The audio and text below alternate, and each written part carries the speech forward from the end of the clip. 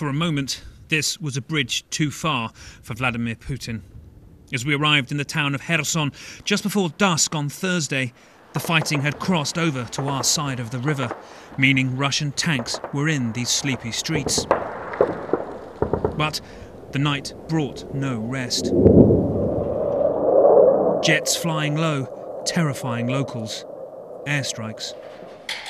Here, a mother's bedtime duty is to switch out the lights.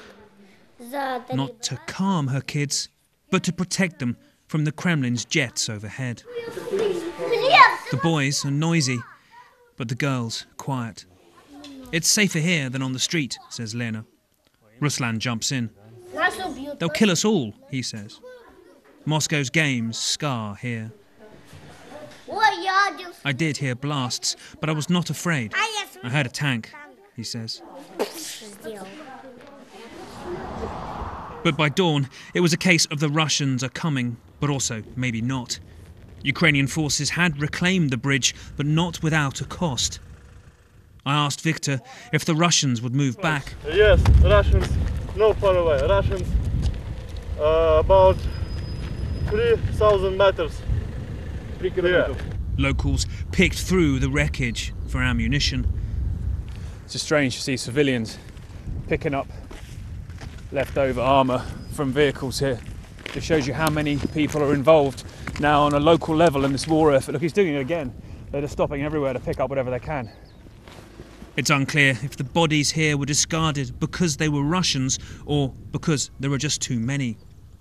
The Ukrainian military you can see here is the bit that was pushed back. The defenders, still holding this bridge, stayed hidden, waving our cameras away from their positions. On the bridge, the living surreally passing the dead. Okay, Dacha. Just saying the Russians are on the other side of the bridge, but you can't see them, but they aren't disturbing civilians. Anyone who wants to run Ukraine needs this tortured piece of concrete.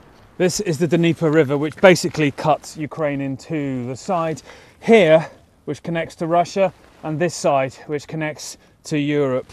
A vital piece of Ukraine to fight over, and it's been obviously very intense here in the past days.